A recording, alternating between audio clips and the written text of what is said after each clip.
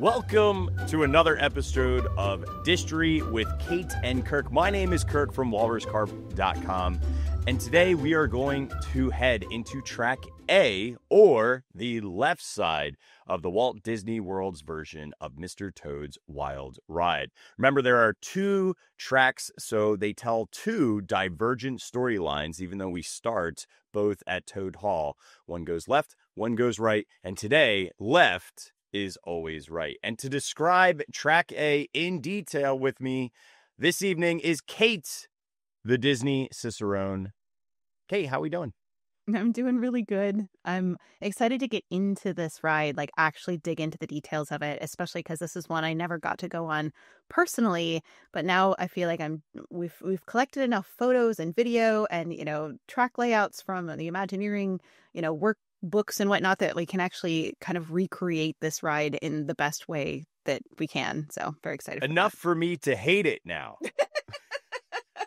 Dude, when I was a kid, I swear my memory was shot, man. Like I had this like grandiose, like when you're a kid, everything's grandiose. I remember walking into the Polynesian lobby and that thing looked like it was 30 stories tall. Now I'm like, dang, dude, this is it's like right there. Well, the Poly lobby's still really pretty. Yeah. But it is still really pretty, but it's very different. They no waterfall. They got rid of there's a lot of things feature that they changed. My memory did not serve me well because I thought this had tons and tons of 3D sculpts. There are sculpts in it, and maybe because it's so dark, I just focused on those as the highlights.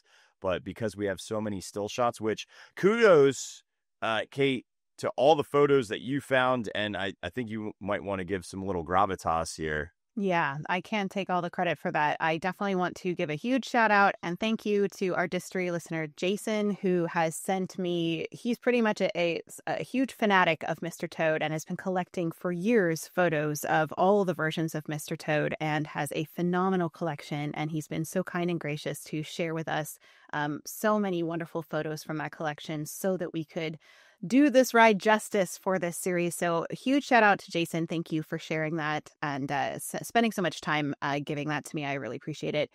Also, there's some of these photos do come from Widen Your World and Retro Walt Disney World, Retro WDW. So shout out to them as well for their research and work compiling just a video and visual record of this attraction so that it's not lost forever. So thank you to all of those. And thank you to all of the Mr. Toad superfans out there who have posted on like random blogs and threads and stuff that have tried to keep this ride alive because it no longer exists at all. It's just completely gone. So this is the only way we get it. So thank you everybody out there who's a Mr. Toad nerd who has helped out with us so that we can make this series the best it can be. Sounds good.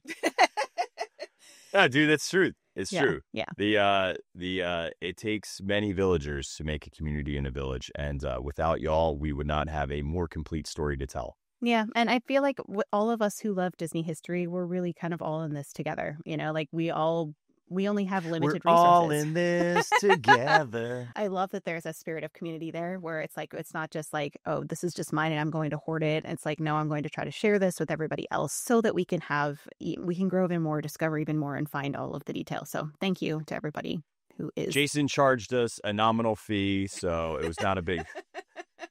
Just kidding, Jace. We don't have much of a budget for Disneystory, to be fair. So. Right. It'd be like, will you accept coins? Why don't we hop right in to this attraction? And I have the layout for this ride that I found in a Disney maintenance manual. That's where this layout comes from. But then I labeled it for you guys and kind of put track A and track B. So yellow is track A. That's where we're headed today. You can see we did the load area last week, and now we're going to go into the entrance and into Toad Hall. And what I want you to notice here is this track does kind of make quite a bit of a loop around this room. Doesn't just curve into the room and then out. It's it's almost like an S and then an S around back, and then it finally goes out of the room. And a lot of these rooms are like that, where you kind of take a circuitous route around the room. Ooh. And see it from many angles before you leave it. Kirk, do you want to take us in video-wise into this side of Toad Hall, and then we'll talk about the details there? Not yet, Kate. No. Okay. But I do want to, I want to go just slightly backwards because I don't remember if we showed this picture or not. You can feel free to cut this if we did. Okay. But I have the Mr. Toad's Wild Ride ticket book holders. Oh, yeah. C coupon which I thought was great. It says, tickets may be purchased at information ticket booth. Please, no food or drinks. And sorry, no cash accepted on attraction. So I think that's kind of, and children under 8 must be supervised by an adult. Oh, 8 instead of 7. That's interesting. Yeah. Yeah, Huh. It looks like it anyway. They lowered it. Yeah, dude, you know what's so crazy is I could never imagine a 7-year-old just walking around Walt Disney World alone. That is so preposterous to me, but here we are. And then the other thing I wanted to share real quick was, you know me. Oh, yeah. I like to show control panels. You like control. I do. You know what's funny is I really don't. Like, No, I'm not don't. a very controlling person. I'm very fluid. I know. I'm probably the one that controls more things than you. So, and you do push my buttons. We've mentioned this before, the video for this attraction. There's no like one great video feed for any of this attraction. We have kind of like some that are better than others because this is the 1990s is the latest we have of a recording of this. But this is actually a pretty great one from Widen Your World that we're going to show you here that does have a light on it because remember they added lights, like working lights on the ride that actually illuminate the scene. So that's what you're going to see here. So take us on in, Kirk. Yeah, it is funny to watch because like where the light is shining versus like where the guy's filming in certain spots, you're like, what is happening? Like, it's true. Mm-hmm. Yeah. All right. So we are seated right now in our towed car. There's our control panel and our cast member. We're going to be next to be heading in. Now I'm going to stop us here. We are adjacent from track B, so we're looking directly at each other. Now it's up to the ride operator whether they are synchronous in when they depart. Dispatch. Yeah, because some of them line up and some of them do not, so it just depends. But the first thing that we're going to go in together, so you could go side by side in parallel, will be Toad Hall. So there is a giant facade for Toad Hall. There's an archway as well, and we're heading into our break. This part gets me every time because that cast member, he just bolts across the track.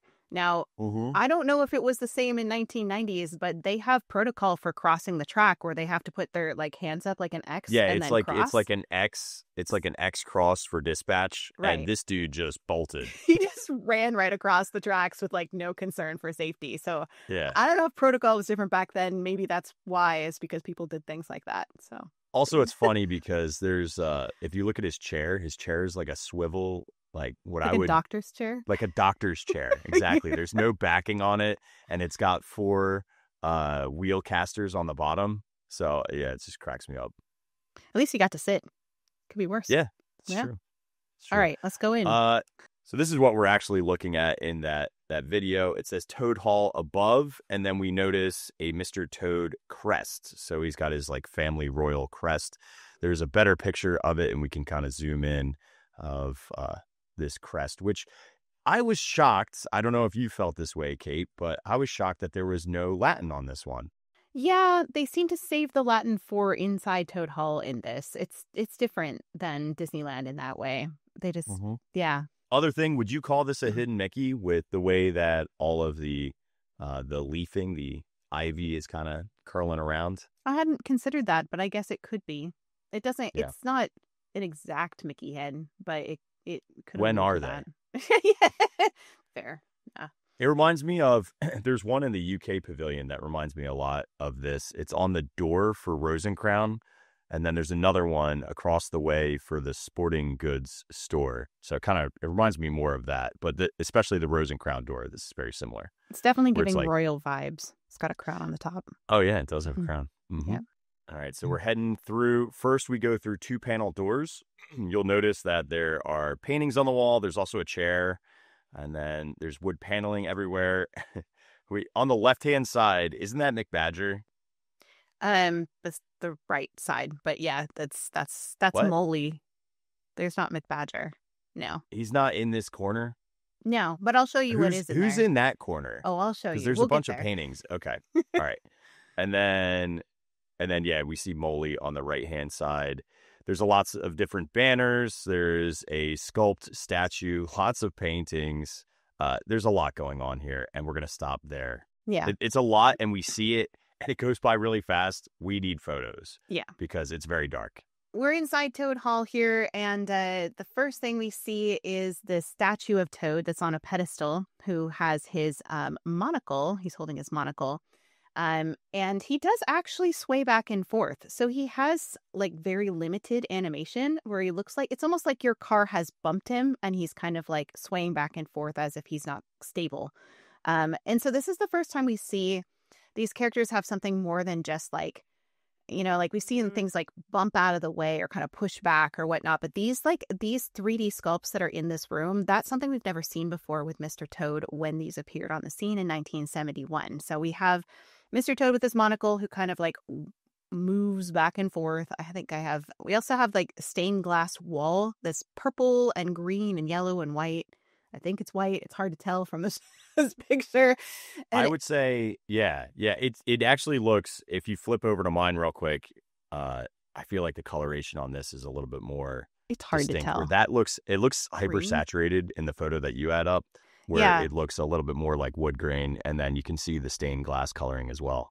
Right. But there's this big stained glass wall, and then it has kind of a crest on it that is, I only have like a little chunk of it, but it says, it has the Latin on the wall for, I'm trying to remember what the Latin is now. Semper Absurda is on the stained glass there.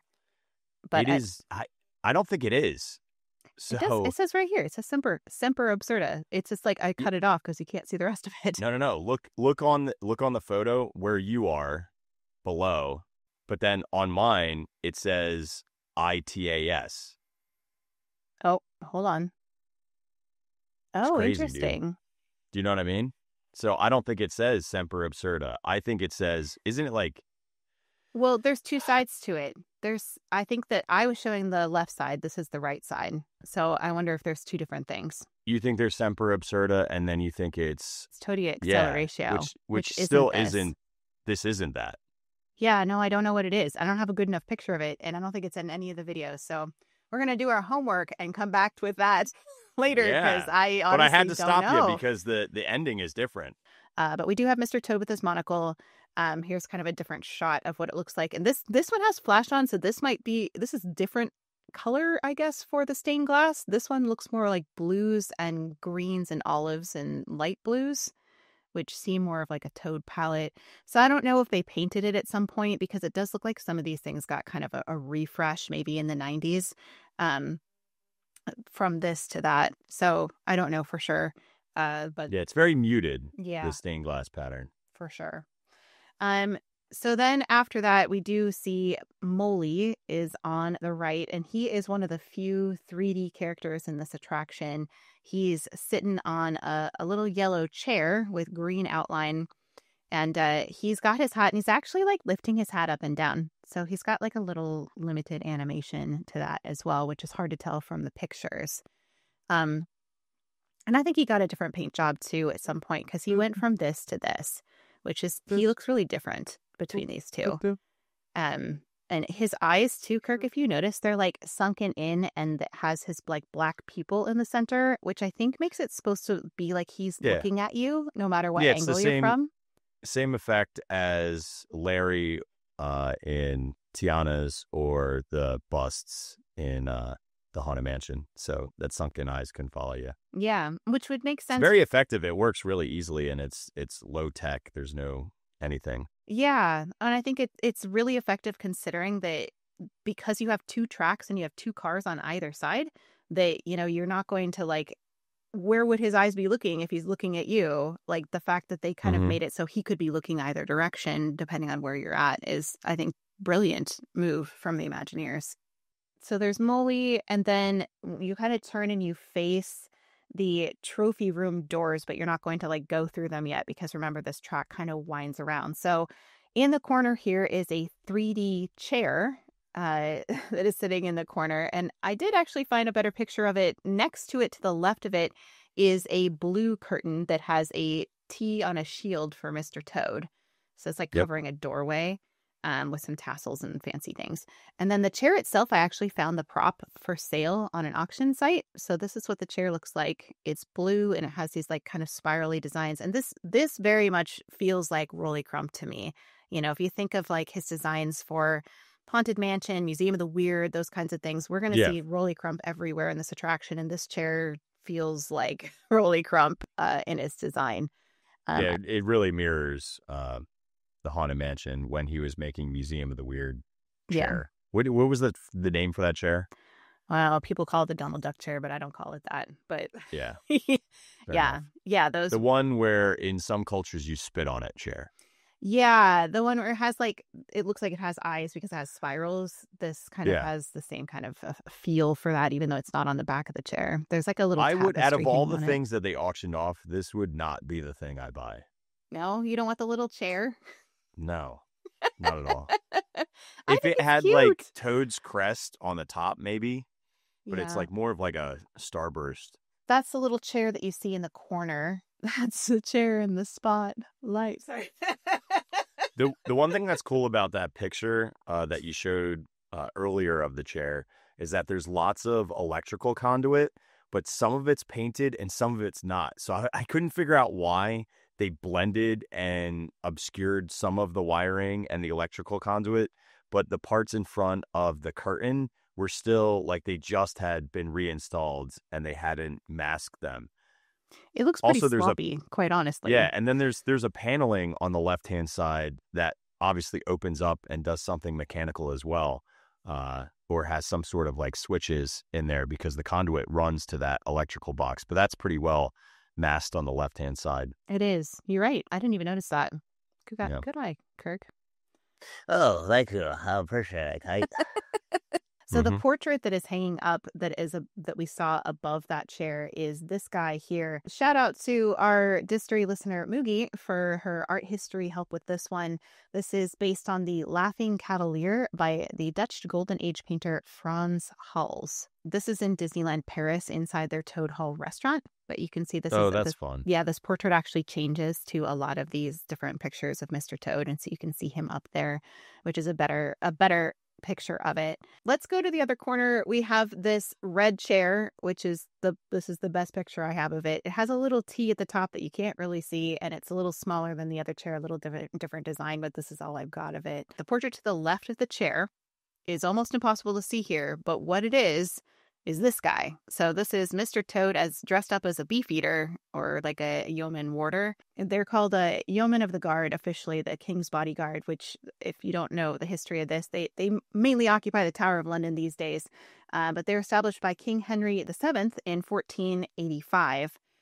The men were selected from among the most distinguished and loyal soldiers at the time, many of whom had served in the Wars of the Roses.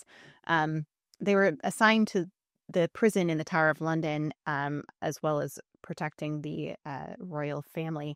Today's yeoman warders need 22 years of military service in order to serve in this role, so it's a highly coveted, highly special role for the people to do it. I did want to just kind of toss out there the name Beefeaters, where it comes from, because there's a lot of lore behind it, and some of them might be more accurate than others. Some of them think it's because they had a daily allowance of beef that were given to the yeoman warders as part of their pay, which was like a perk of the job because people didn't often get like fresh meat back then or any meat at all. Some people said that they got the leftover meat or beef from the royals that they didn't want to eat. They got to eat that. Some people say it might come from the name in French, boufetier, which is means guard in French. And they think it's maybe a corruption or an adaptation of that French word. Boufetier were individuals responsible for guarding the king's food and beverages, so the term might have been transferred from the yeoman warders due to their role in guarding the tower. I've also heard that maybe they tested the food to see if it was poisoned first. They tested the beef. But when I was in the Tower of London last year, 2023, that wasn't last year before last year, I've heard them say, the actual yeoman warders have said that they don't think that's actually accurate. That's just kind of a rumor somebody made up. So take that for what it's worth. Other people have also said that their uniforms kind of match the palace serving staff with this elaborate red tunics with this ruff around their face. So resembled the attire worn by the palace staff. So maybe that was also part of it too. So there's lots of reasons why they might be called this. But in any case, Mr. Toad is wearing his yeoman warder finest in this particular portrait. What I found, so I agree with Kate, and I did some research on beefeaters, but I'm going to go straight to the most famous portrait where I think they actually pulled this from for inspiration to do Mr. Toad was from Frank O. Salisbury. And he was born in 1874 and lived all the way till 1962. And this was one of his most famous portraits. Although, interestingly enough, he had a lot of British royalty in terms of his portraitures and the things that he did. He was known for being able to do highly detailed portraits in less than an hour. So, but he had done Franklin Delano Roosevelt's, he did Woodrow Wilson, and he also painted Winston Churchill. So, wow, that's impressive. So that's where I think they specifically took the look feel for his picture, because this is the most famous one, and the time period is rough. You know, because he painted Winston Churchill in like the late 30s. So I'm assuming, it's a little bit later, but that's where they definitely got inspo. It's about 50 years later for this portrait. I mean, it's the pose and everything is pretty close. Yeah. Despite. Yeah, it's just mirrored in terms of their body posture, but it's pretty much identical. I love that. Good find there, Kirk. Well, thanks, Kate. I'm not just all sockets and outlets, Kate. Sockets and outlets. What else we see in that corner is another portrait that is next to like a vase. There's a blue vase with flowers in it, like 3 flowers. There's 2 white and a red flower. And then behind it is a portrait of Toad as Whistler's mother. So Whistler's mother, the official name of this painting was Arrangement in Gray and Black No. 1, which, first of all, I didn't even know that it had another name besides Whistler's mother. This is a painting in oils on canvas created by the American-born painter James McNeill Whistler in 1871. Subject of the painting is his mother, Anna McNeill Whistler. His intention was to arrange colors in a formal, almost abstract way, the subject matter being of lesser importance. It is now located in the Musée d'Orsay in Paris, which I actually got to go see, which was really fun. And there's some thoughts on why this particular piece of art became popular, because it's just this woman sitting in a chair, right, like with her feet up.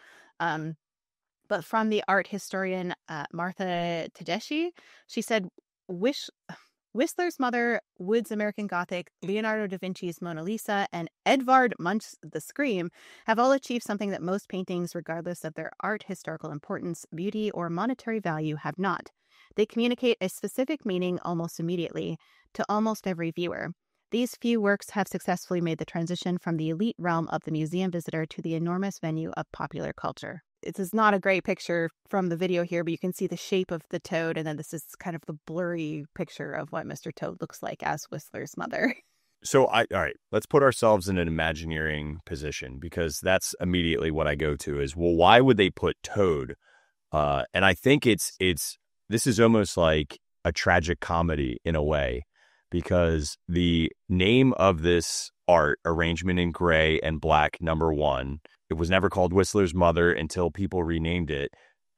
When this first came out, people felt that it was emotionless and no one really understood the artist's point of view or his intentions. But specifically, it was named Arrangement in Gray and Black No. 1 because it's supposed to be neutral. And this is just like a point of existence. And I think it's almost like hysterical to think of Toad in a very neutral or a gray and black, because he is, I mean, I guess technically he is kind of cut and dry or manic or depressive in his states. Yeah. So there is kind of a monochromed palette for his emotions. But it's interesting that they placed him in an emotionless painting. So that's why I think it's like a very, very deep, tragic comedy for Mr. Toad and his mental psyche. Oh, that's so or at least that's where I was at. Oh, you know what's really interesting about that is that, like, you think of that also with like the Beefeater one. It's also him being very reserved and responsible. Yeah.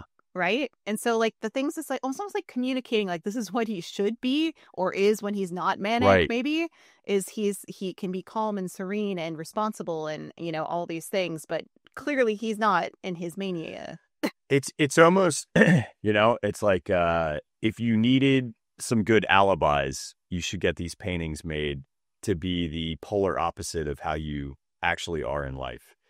It could be Yeah. also a artistical impression of the regal side or the Toad Manor side of Mr. Toad, even though in actual practice and real life, it is dramatically different than the persona that is placed on the art to make. So like that stuff gets preserved in this manner, but yet in actual real life, Toad is wildly different. Yeah. Oh, yep.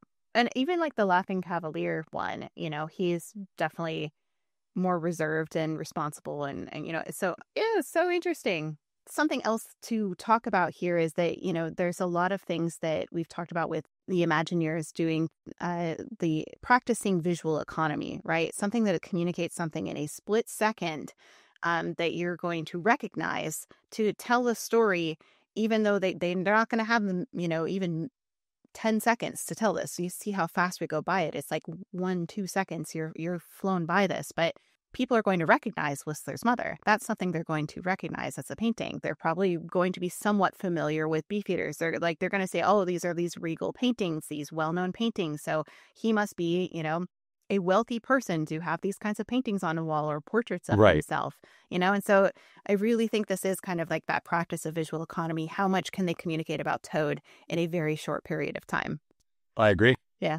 So at this point, we're going to head on into the trophy room. I have the layout here of the attraction just to show where we're going to head in.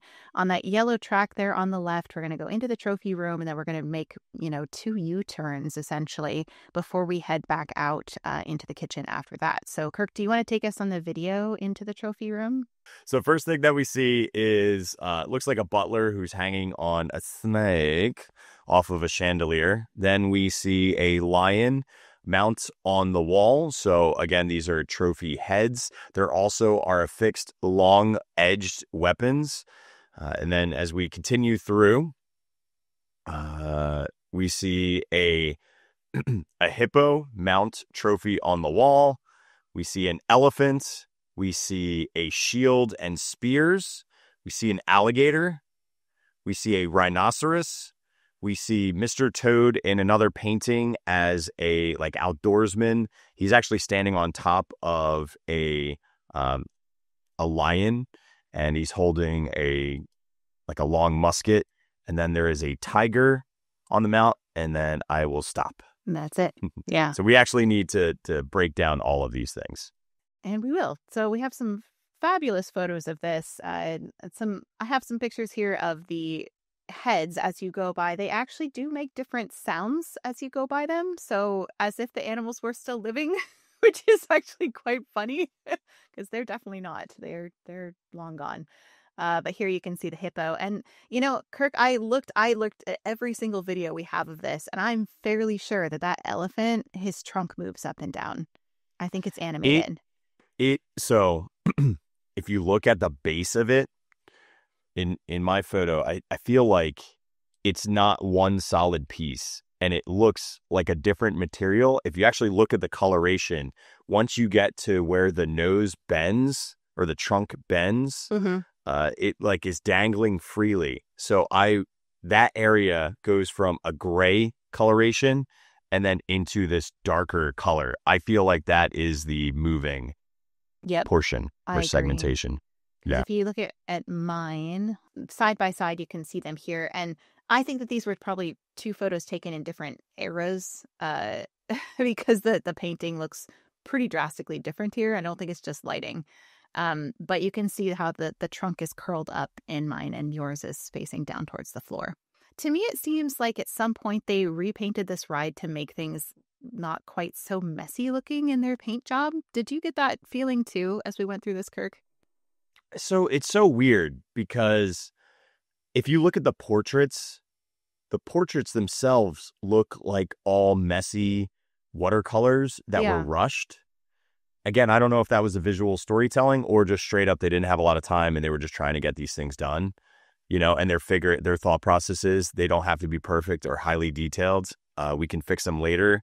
We just need to get something on the wall, So I almost feel like it was a byproduct of needing to open the attraction. So we need to get these things accomplished. Yeah, or could be Rolly Crump's style is a little bit more loosey-goosey, but even his stuff is really not like that It's not messy. like it's not that sloppy though. No, you it's know, not. Like a lot of his stuff is a little bit more. let's something say I can on the show. left was the original. If the left is the original, where it's a little bit messier, and the right is more polished, I think that would make sense.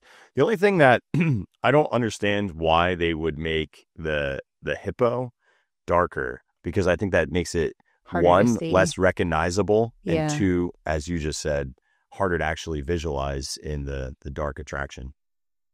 Yeah, I don't know. I don't have dates. What are you for What are these you photos. showing? Oh, I was showing. Do- I was showing the just some of Rolly Crump's work, just that it's not messy. It's like, and I was being careful about what I show because there's things in this book, just for what this is. It's kind of a cute story by Rolly Crump. It's a great one for Rolly Crump's the one who spearheaded this entire attraction. But there are things in this book that are not appropriate for me to show online, so I have to be very careful about what I show. But I was just showing the. I mean, fact there's that, stuff in this ride that's inappropriate to show online, Kate. it's true. I know we're gonna have to make some decisions about that. But you can see his style is not. It's not super messy. So as we kind of go through here, you can see it's like not necessarily like Rolly Crump was. That was his style. Like we saw the distorted trees in Snow White from Claude Coates. That being said, let's keep going here. So. Oh, this one shows the tiger. This is the alligator head on the left. And then the rhino. This is a little clear shot of the rhino there. You glanced over without talking about it. Where's that hippo from, Kate? The hippo head. Okay. What attraction is that? Oh my God. I didn't even look it up because I figured you'd have it. Oh, you're talking about Small World? Yes, it's the Small World hippo. It does look kind of like the Small World hippo. I think it doesn't look like it. It is the Small World hippo. That's not even a question. That is 1,000. Hang on, I'm getting a photo. To be fair, Rolly Crump did do all of the toys in Small World. I can't believe I didn't make that connection. There we go. Failed as a historian. You're right. It looks exactly like that. You know what it is? Sometimes things are just so obvious, so you just assume. But come on, dude. Tell me that's not the hippo. And tell me that also isn't the lion. And this picture shows both. Yeah, you're probably right. It is. It looks like the exact same sculpt, too, for both of them to save time. Yeah, it is. But that is that hippo, which is actually a little bit morbid. Like, did they go over to Small World and have a hunt? He doesn't have to go far, dude.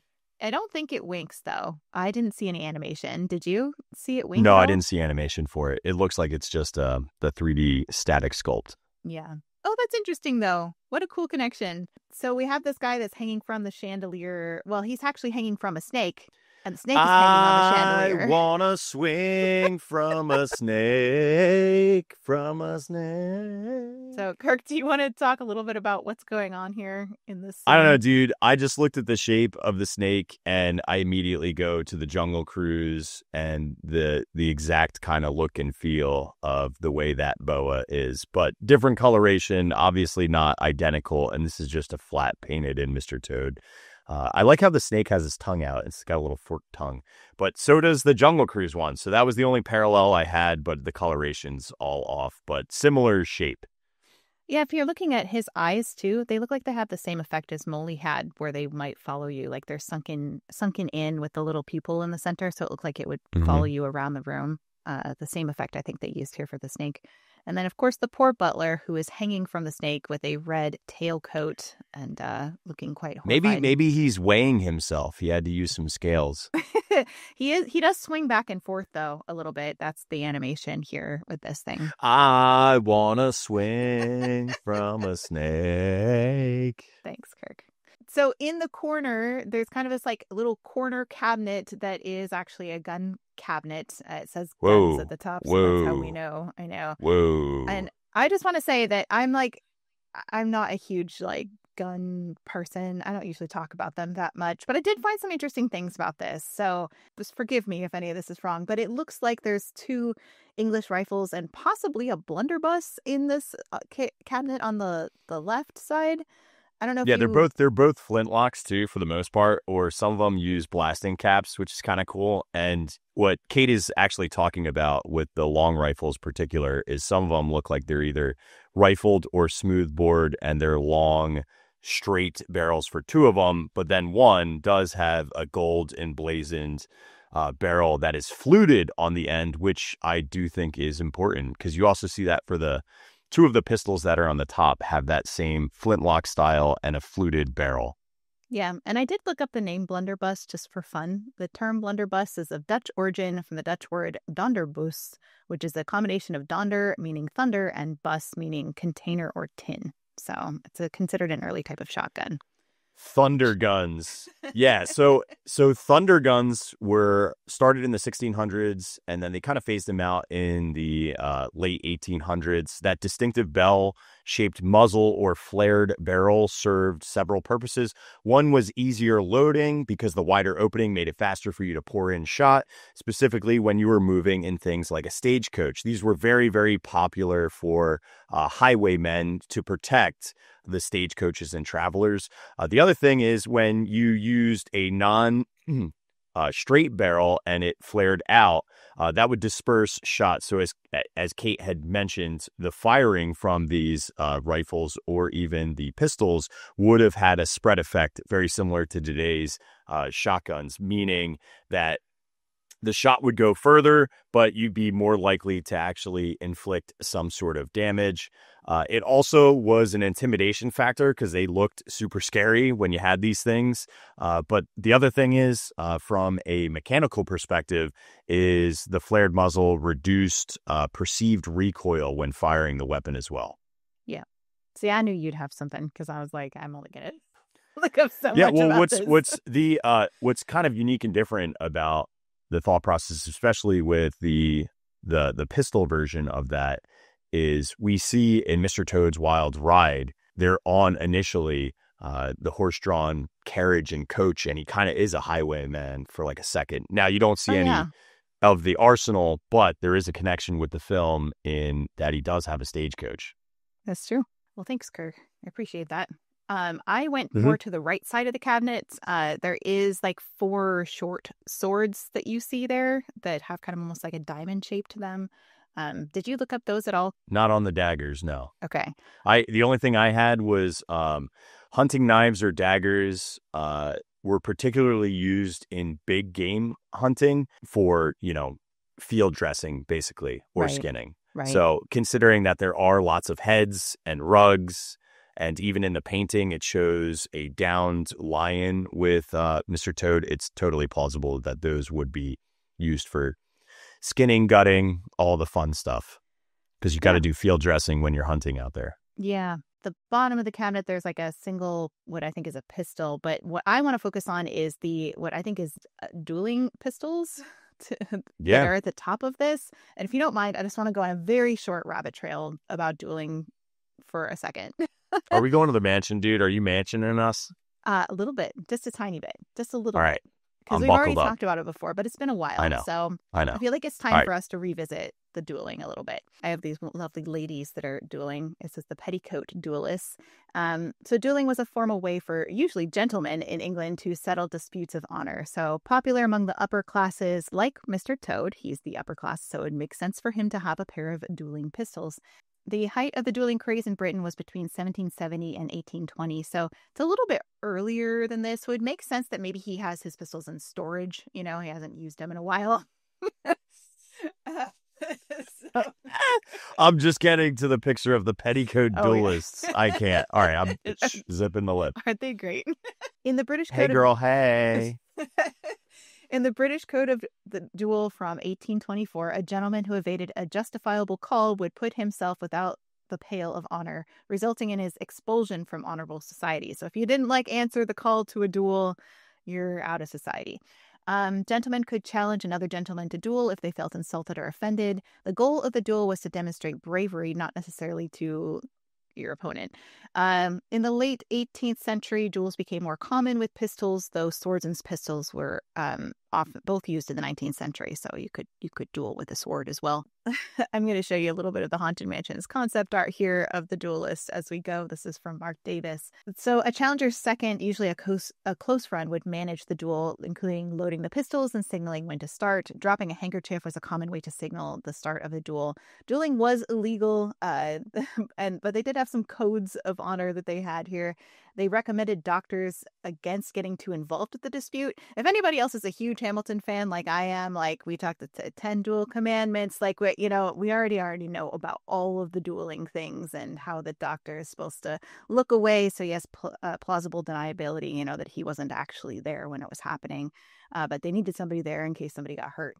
But in Art of Dueling in 1936 stated that flannel underwear should be avoided during a duel because wounds, comparatively trifling, have often become dangerous from parts of the flannel clothing being carried into them, particularly in warm climates. So if you're dueling, don't wear your flannel underwear. Something you probably didn't know you needed, but here you are today. Anytime I duel, I just don't wear clothes because otherwise the cloth would go everywhere. So I just, I really show my bravery by just being out there. Birthday suit. The last recorded duel in England was in 1852. But I wanted to point out, dueling, of course, is something we recognize today in the Haunted Mansion, in the Grand Hall. We have the two duelists who are up on the wall. That was a concept that was from Mark Davis, not Rolly Crump, even though Rolly Crump did work on the mansion. You can see this is what they look like in their concept art by Mark Davis, kind of eyeballing each other there. And then the face of one of them, the face of the one on the left, actually matches the auctioneer in Pirates of the Caribbean. So he has the exact same face as him.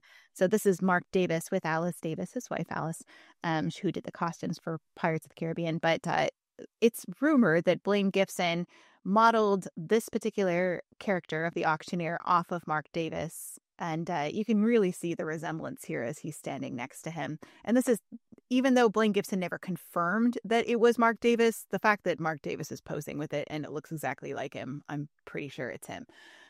So I love that one of the duelists is actually kind of Mark Davis because they use the same face for him, which I think is fun. Here's what they look like in the mansion. Of course, they have that Pepper's Ghost effect of looking like they turn and they do each other in. But there is this part of some concept art from New Orleans Square in 1962. This is kind of like unrealized in Disneyland. This is what it was supposed to look like in New Orleans Square before they kind of changed direction. But you'll see on the right-hand side here, there's this big tree, and there's something that actually says the Dueling Oak. So there was a place, and there's actually two ladies, I think, under it. Maybe they're the petticoat ones. But this obviously kind of disappeared, as they developed New Orleans Square and Pirates and whatnot, because this was 62. This is before the World's Fair and changed a lot in Disney history. This is a Sam McKim map of Pirates of the Caribbean that was for a 1968 pirate souvenir book. But you'll see down here near the bottom, there is on the left-hand side-ish, there's actually a little tiny sign that says Lafitte's Landing and has like a dock. Of course, that's where you would load for Pirates of the Caribbean in Disneyland. And then across the way, there is a tree. Now, if we zoom in on that, you'll actually notice that there are two pistols on the ground that are smoking, as if someone just had a duel under the Dueling Oak. And this was something that was supposed to be put into Pirates. Of course, there's a lot of crossover with the Haunted Mansion and Pirates. They were birthed at the same time, right, in Imagineering history. So some things kind of went one direction and some things went the other. So the duelists were going to be maybe in the Pirates of the Caribbean, but maybe like then pulled into the Haunted Mansion instead. Or they just borrowed that concept of dueling from it. But in any case, I always think of the little tree that's in the bayou that's across from the loading area. Even though it's not an oak, it's clearly like a mangrove or something. I always kind of like to think of it a little bit as the dueling tree just because of this concept art that was done after the ride opened in 1968. I don't think that Rolly Crump actually had anything to do necessarily with the duelist because he was only involved in the mansion from 1959 to 1963. And then Mark Davis Concepts came in 1964. So I no doubt, though, Rolly Crump was aware of the duelists, and that history. He obviously saw the mansion. So I think that, there's just some borrowing of ideas and whatnot. And I love that they put the dueling pistols in this particular attraction, just at least for the storytelling of Mr. Toad being in high society in this particular time. So anyway, that's my little tangent on dueling. Thank you for coming along with me. Well, before we move on from the cabinet, I do want to mention that not only does it say guns on the top of the cabinet, but it does have a little Mr. Toad head that is on top of the cabinet, which I think is really fun, I too. was just about to talk about I'm that. so sorry. I'm just No. stealing it all from you. You ruined it, Kate. I'm done talking now. All right, you ready? I'm done now. Go ahead. Okay, cool. All right, so the one thing is we see 4 different long-edged weapons. 2 are more ornate style battle axes, which is, you wouldn't actually really go to battle with these things. 1, and then there's 2, like more of those like saber style ones. At first, I thought on the left-hand side it was for fencing. They have those like fencing foils, those thin rectangular blades, but I just noticed that it's not me, it's the picture, and it's just the angle of the picture. So that's going to happen really a lot did. in this series. It's not us, it's the picture. Right, exactly. But we do see a British naval officer's sword from the 1800s, and I found a really good example of one from a historic military antique, and only for £3,750, you can buy yourself an excellent sword with a gilt brass hilt and a decorative extended beak pommel, possibly inspired by Egyptian campaigns. So it reminded me very similar to the style, but that's usually curved blades tended to be for officers, and particularly in this case, the closest one that I could find is a British naval officer from the 1800s. That's great. I love that. So we do have this shield that is hanging on the wall that has kind of like 2 crossed spears behind it. And it has kind of more of a native design, maybe stereotypical native design. I found the actual prop that was on sale at Heritage Auctions a while back. And you can see not only the front, which is really fun, but you can see the back. And what I love about this, if you remember back on the layout that I showed you, there's like those numbers that are listed everywhere around the layout. And this one actually has that number for where those numbers are all for where the props go in the room and what prop it has a number, so they know where to put it and what to do for maintenance and all those kinds of things. So this actually has its prop, and it says area number 15, which is the room that we're in right now. So I think that's really fun to see kind of the back of the prop and not just the front. But this is what this looks like, and it just really reminds me of the Jungle Cruise. Both in Disneyland and Disney World, there were these native shields for a long, long time as in this attraction. And when this ride opened in 1971 in Walt Disney World, these existed there too. So pulling it back to that, those little tribal designs that they used. And Rolly was heavily involved in a lot of work with Adventureland, especially the Tiki Room. So it's kind of fun that he put that shield in there as well. When I look at the shield that's in Mr. Toad's and then in the Walt Disney World version of that ambush scene, you do see the identical spear and the shaping of the shield. Although I was dying, I was like, please be the painting, be identical, because that would be such a fun connection. But it's slightly different. But you can tell that they are very, very similar. Yeah, definitely. So this room does have a fireplace. Something that's next to it is this prop here, which is an 8-foot tall native statue. And I found it on an auction site as well for sale, which is so sad that all these things got sold. Just kind of a reminder of Rolly Crump and how he got into sculpting things in general that look kind of like tiki objects. He was doing the Tiki Room. He was doing a lot of design work for the Tiki Room. And he went to Blaine Gibson in 1962. 63, probably 63 by this point. And he said, like, hey, like I need help like sculpting and carving these tikis for the Tiki Room. And Blaine Gibson was like, all of my people are busy making stuff for this 1964 World's Fair that's coming up. And so I had nobody to spare. So you're going to have to carve it yourself. So Rolly had never carved anything in his life at this point. never sculpted, I should say, anything in his life. And so he just figured it out. And one of the things he used was like a fork from the commissary in Disney Studios to actually kind of like make the striations and whatnot on these particular tikis that you see around the tiki room. But I love that he then, designed this kind of unique little tiki for this particular room, which is very much in his style as well. Yeah, and the only thing I could say to mirror that is it reminds me so much of Tangaroa. Yeah. I was hoping it was going to be one of the tiki gods from Walt Disney World. We have 4 gods. There's one at the Polynesian, which is the one that has the fish. There's one that's in the pre-show, and that's the citrus-based god. Actually, there's the 2 other ones on the side. There's the one for rain and the one for fire. But sadly, we don't have Tangaroa. That's only a Disneyland. Yeah, that's a bummer. But it does, shape-wise, though, it does look similar to it. So. Yeah, it was the closest one when I was looking at all of them. The other thing is, I don't know if this would have just been a statue, but the way that the footing is for this, it almost looks like a coat rack because the way it's got the head. Yeah, I was like, is that a coat rack? Because it kind of gives me a coat rack vibe. Yeah, that's what I was thinking too. It definitely looks like a coat rack, but it does have little wonky eyes and whatnot with it too. It has a face, so. Yeah, it is weird. The eyes are very unbalanced. One is higher than the other. Mm-hmm. And it's got almost like it's like these like spikes that come out of its head. It's almost like flames or fire is kind of what it reminds me of. But right, but again, not mirroring the fire tikis. So obviously inspired with Rolly Crump at the helm, but no mirroring of existing. And he was known for making all kinds of weird figures and shapes and stuff. Yeah. So this is, I think, just unique for this particular room.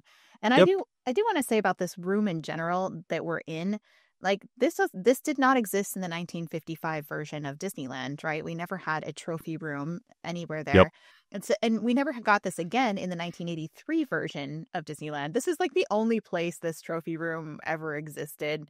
But the idea of Mr. Toad as a game hunter, of course, now we've seen that before because this is like concept art, right? For the movie, we saw him as this hunter. We also saw him in this particular room. We see him as a great white hunter as well, posed with his foot on top of a lion. And I think that is a blunderbuss in his hand as well. And this is the version we were talking about that looks so much messier. It's got it's almost like somebody rushed it. Yep. And just hurriedly painted. And then so it looks like they repainted it maybe later because I have the second version that looks so much cleaner. But I did want to talk just very briefly about the term Great White Hunter emerged during the period of European colonialism in Africa, when European explorers and hunters ventured into the continent, leading safaris for wealthy clients seeking to hunt big game, which he would be probably more the wealthy client, not the person who's leading anything. The first European to go by the title of White Hunter is generally considered to be Alan Black. He was hired in the 1890s by Lord Delamere, who employed both Alan Black and a native Somali hunter to lead safaris into Somaliland. Somaliland?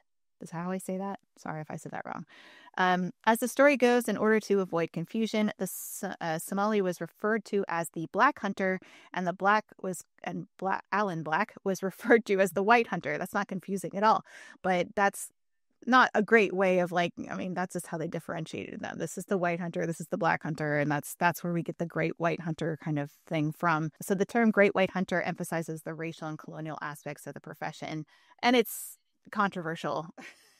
I'll just say that.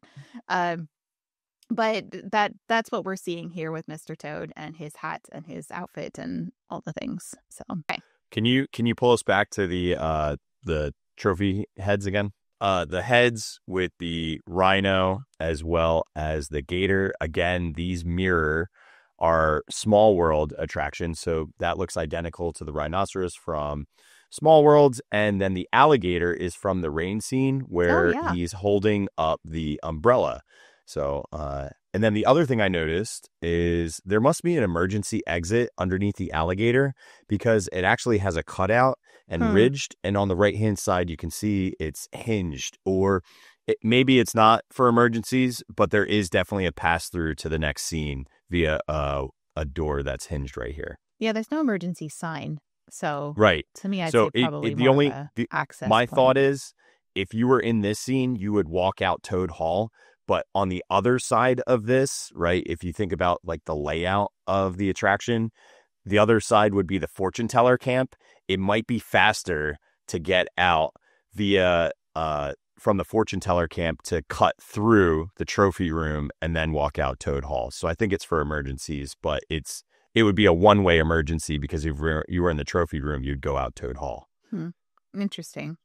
So Or maybe that's it's just an my access guess. panel to, considering all those things have sound effects. I don't know where the speakers are for those and whatnot. Could be Yeah. any of that stuff. Yeah. Interesting. I didn't even notice Yep. that. Thank you for pointing that out. Yep. So at this point, I feel like we got to take a quick little break and just chat a little bit about some of the things we got going on outside of Distory. Kirk, what do you have going on over there at Walrus Carp? All right, I'm sharing my screen. We have a brand new croc charm that came out for those that love a wonderful moon man. And we might have been sparking our imagination with this. It completely glows in the dark. It is lovely and horrifying at the same time. When they glow in the dark, they're particularly horrifying. Oh my gosh. I love it. But here's the deal. They're horrifying on purpose, because that whole scene is very horrifying. Okay, explain to people what scene it's from, because if they can't see this, tell them. So it's inspired by the Moon Man on Journey into the Imagination with Figment over in Epcot. So it is Which the is also very horrifying. last final scene while he is singing. This is a Walt Disney World exclusive. So yes, you can get your very own Moon Man 2-pack or 4-pack at walruscarp.com. Free shipping. And for those that don't like Crocs, don't wear Crocs, but still want to show that they're a part of the Moon Crew, you can get these little bracelets that we sell, and you can pick the Moon Crew Crocs charms, and they will go right on your wrist instead of on your feet. I love that. I love that you could also like clip that onto your bag or something too if you didn't want to wear it. Yeah, on you your don't wrist. have to. They sell like keychain versions of it too, if Yeah. that was something that people wanted. But I don't know. For now, I like the way we got it.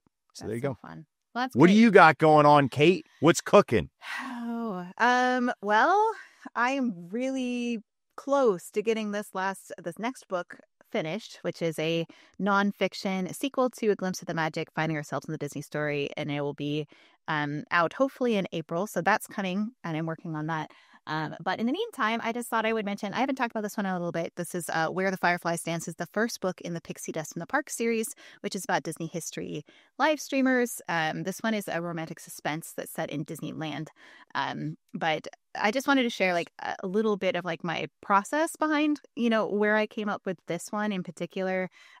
This was inspired by Yale Gracie's Fireflies in Pirates of the Caribbean, which he'd never seen a real firefly before when he designed those. He'd never seen one in his life. That book in particular is really special to me because it was the very first novel that I ever wrote that was a story and not just nonfiction. And it really incorporated a lot of my favorite attractions in it, including Pirates of the Caribbean, in a really special way. So that one is available on Amazon.com. That's where all my books are, and also Audible if you prefer to listen to me read them to you. But that's where all of my books are, to search for Kate Grasso or Disney Cicerone. I think that's all we got for that. And are we ready to head into the kitchen? Yeah, why don't I bring us back to the video, and I can bring us into the kitchen. So we just saw our remainder of our heads, and the first thing that we see as we head in here is a ice delivery man. It's very, very quick. It almost looks like he's like a prisoner because he's wearing pinstriped outfit. Then you start seeing some of the cooking utensils. We see a stove. We see pots. We also see a maid with a stack of dishes. Lots of china on the wall, glasses, pitchers. There's a window overlooking, and then that's where we stop for this scene. So this is a very short room where there's very short. Just to see on the layout where we are. So we just went through the trophy room, and now we're heading to the kitchen. And this one does not actually go back and forth as much as the previous two rooms do. It just kind of curves around, little tiny dip, and then out. It makes a right and then basically goes straight. This is actually a really cool view that we got. This is from Retro Walt Disney World, that shows it looking as if the car was going towards you in this room. So we're looking out at it. And I just wanted to point out that there's actually a ceiling fan in here, which I think is really interesting. I think it's more place setting than actual functional. And you do see some of those lights that I was talking about too with the black lighting. We'll come back to this photo because there's more things in it, but we should go to the Iceman first. The Iceman cometh. The Iceman cometh. I've had first crack at a lot of things today. Do you want to do Iceman first, and then I'll let's do Iceman where Kirk gets angry. Do you want to do side by side your picture and my picture? Okay, go cool. for it. I'm so mad. This is like irritating. You're mad? Why are you mad? Let me get into it. Okay. So, my problem, like anything else, is I want things to be true to period. So you have an Iceman bringing in a giant block of ice for an ice box. But the problem is ice boxes or ice chests weren't common household appliances until the mid-19th century, and we're in the 1800s. So really, 1910 through like 1940 is when there would actually be routes for these icemen to bring in blocks of ice into your house. And they would place them in these wooden cabinets that were made of insulated materials such as cork, sawdust, or even sometimes they'd use seaweed as an insulation. There was a compartment at the very top for a block of ice, and the delivery man would bring in fresh ice blocks to the home. Typically, the ice was delivered either daily or every few days, depending on the season. And the iceman would carry these large blocks using specialized tongs or hooks. Not on their back like this dude. Yeah. Well, I mean, I do actually have a photo of another guy who is carrying it on his back. Okay, so and the kiddos are like, "Oh, I'm so impressed with your skills and your strength, sir." But it is kind of cool because you look at his carriage and his wagon, and in it is just an insulated box, because not until the 1940s and 50s are when electric refrigerators start to replace these ice boxes. Interesting, because I have different information than you. I have in the 19th century, customers in England wanted ice for food preservation, for making ice cream, and for medical use, right? So they actually went and they got their ice from Norway. It started in 1857, so this actually would be time appropriate. Carlo Gatti brought 400 tons of ice from Norway to London in 1857 to two ice wells at 1213 New Wharf Road, dug to store it until it was wanted by customers. So the ice was harvested in a lake in southern Norway. So if we think Frozen and they're doing all the ice cutting and whatnot from the beginning of Frozen, right? This is what we're talking about here. But this particular lake in southern Norway had really good quality, clean ice. And that's where they harvested it from. So individual blocks of ice were cut by hand using metal saws, which is what you see here. And then they actually sent them down these ice slides, which I think is really fun. They're wooden boards and viaducts that they use to slide the ice all the way down from the lake down to basically where they can load it into the boats, which is what you see here with these kind of This is very Kristoff. Yeah, it is. It's very Kristoff. And then they shipped it all the way to England via the River Thames, and they would put them in these wagons here with ice. And then they delivered ice to customers, which continued well into the 20th century with relatively little change. The Iceman would chip off a block of ice the size you wanted, and he would deliver it to you, which is what we have here. This is the Iceman here, which, You're a real chip off the old block. Okay, thank you, because that's exactly what I thought. As soon as I read that was chip off the old block expression, which did originate in England. And it was chip of the old block until the 1870s, which is around this time that ice became really popular in England, which I wonder if is why it became chip off the old block, because of ice, even though it technically is supposed to be like stone or wood is usually what it's referring to. With chip off the old block is like wood. But I wonder if maybe ice, if they're chipping off blocks of ice, I don't know. To me, it seems like it's plausible that perhaps that was part of it. Okay, if you are someone who's a chip off the old block, it's like somebody you're similar to a character or a person or a parent. The apple you resemble. Fall far from the tree, I think, is the same kind of expression. Right. So a chip off the old block. It's like you're coming from that original piece of ice. Interesting. Or wood, as it were. Yeah, But yeah. But anyway, I thought that was kind of interesting.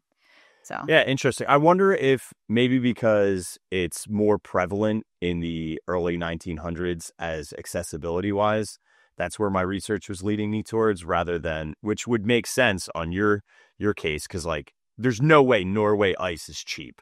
No way. No way. It's got to, you know what I mean? So this would make sense period wise for somebody from a manor.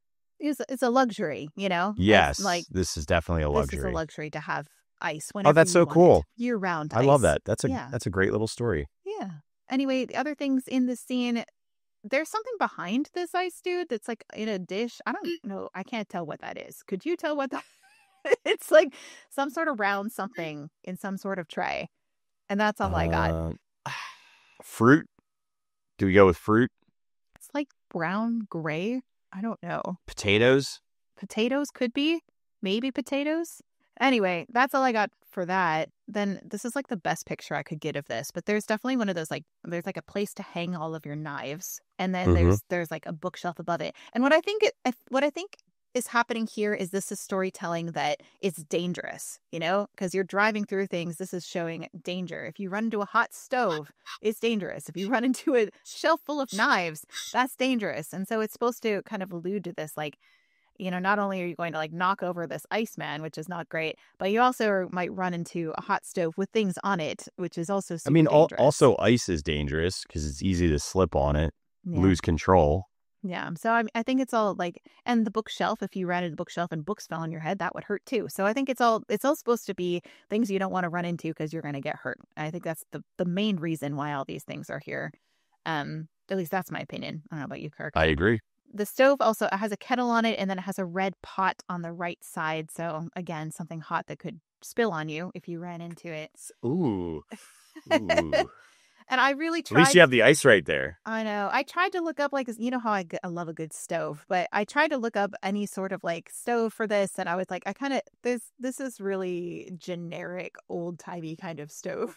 There's no like specific brand or anything for this that I could find. So interesting. Alas, I have come up empty with my stove search.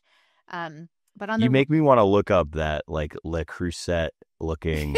It does look like that, right? I know. It makes me want to look up enamel cookware and when did that start in France. So on the right side, there's actually like a butcher block table that has kind of a wood covering on it. And then it has a weird knife that's stuck into it, like a rounded knife. And I tried to look that up because, like, this isn't a thing, right? I think it's a cheese cutting knife. Isn't that cheese on the side? I feel like it's a cheese knife. But who cut the cheese around here? But it's really like almost like I don't know, like a quarter circle with like a weird handle on top. So it's almost like something you would spread spackle with is what it reminds me of. I don't think it's that. I think it's stuck in. It's stabbed in. Stuck in the, but I feel like we're not seeing a good solid corner of that. Yeah. Do you think it's like more like a butcher knife that's stuck in there? We're just seeing it at a weird angle. Right. I think we're seeing it and it's stabbed in there and it's like wedged in. That's what I think we're seeing. That would make more sense than like a rounded one. Right. Yeah. And there's something on the table that's either, I think I lean towards cheese. It could be bread. It's really hard to say. There's some sort of food, I think. I'll tell you, whatever it is, I want to eat it. You know what I'm saying? I've been sitting there a long time. I can tell you that. I don't care. Put it in my mouth.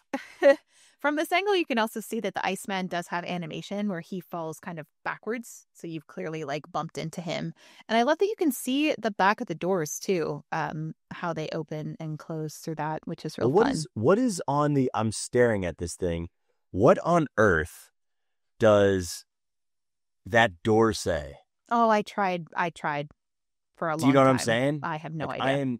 I am looking at this thing. It almost looks like it says, oh, I know what it is. What is it? Sorry. Oh my God, dude. Psycho. Holy cow.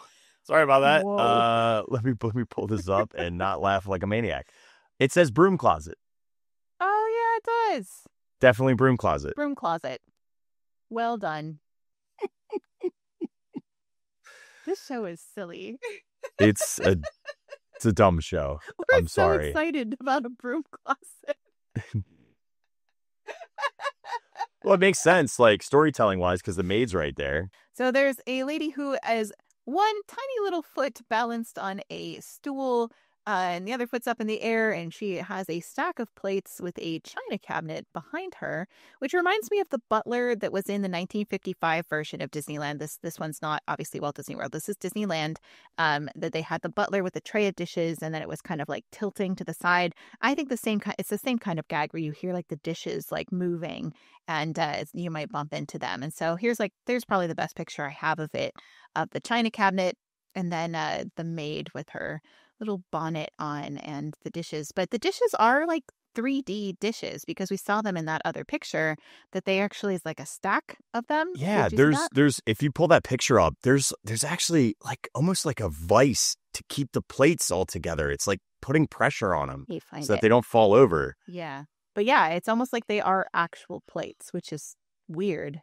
If they're not ceramic, they're at least like there's a stack of 3D They're plates. probably not ceramic because that would be way too heavy for this. I would Yeah. imagine that they're styrofoam or something. Do you know what I mean? Right. But Or they still don't paper. want them falling Yeah. over. Wood. Yeah. Something like that. Wood Would be heavy. So would maybe be not heavy wood. too. That's why, yeah, wood plates. Just use the ceramic ones. She kind of looks like she reminds me a lot of Mrs. Potts. Yeah. But this when is she well comes back before to life Mrs. as a Potts. regular one. Well before Mrs. Potts. So I know, but like, that style of dress and manner, and I feel like she would even talk like her. yeah, definitely. I mean, you have to think that like perhaps that somebody who was making, things from Beauty and the Beast. I think Mrs. Potts was made by Joe Grant. Joe Grant he had kind of an interesting time in Disney Studios where he was in Disney Studios in the beginning, and like when Walt was around in the 30s, I want to say through the 40s, and then he left. But then he went away and he came back, and then he was part of Disney's like golden age, his renaissance, rather, of time of Beauty and the Beast and all those kinds of things. He was involved with that too. So Mrs. Potts is actually a concept from Joe Grant that he had kind of thrown on I can't remember whose desk, somebody's desk at Disney Studios. And he says like, here's this like a little idea for this little character of like a teapot that likes this. And they thought he was like crazy. And they're like, no, like we don't need that. And like, the longer they looked at it, they're like, actually, maybe that would be really good. And that's how like Joe Grant just had this like little ideas. He was like an idea man, and he would have these little things and they became these iconic characters that we absolutely love. So Shoot your shot, dude. yeah. So he influenced so many Disney films, and Don't let particularly Mrs. anyone stifle your teapot. Potts. I think that takes us to the end of this room, this episode, not season, the end of this. Wow, I can't talk. Yeah, now we're going to blast out the side of the manor and head on outside. Yeah, and that whole scene with the camp and the forest and whatnot, like we have to pause here because it's really involved in the next scene, and it will take us quite a while. So yeah. This is a good place Get for us ready. to pause. Next week, Kate, I'm going to read your fortune. Are you? I am. I Ooh, prepared. I prepared excited. to do fortune telling. But yeah, I think that pretty much wraps it up for this episode. Kirk, do you have anything, final words here? Any final thoughts before we wrap up? Don't let anybody take your tea kettle from you. Don't wear your flannel underwear if you're going to duel. Anyway, thank you guys for being with us for this episode of Distory. We hope you enjoyed heading on into the Walt Disney World version and seeing some of the weird, wild, Rolly Crump version of Mr. Toad's Wild Ride. We'll continue on next week with more of Track A, and we'll see how far we get at that point. But thanks for being with us, and we'll see you next time for Distory.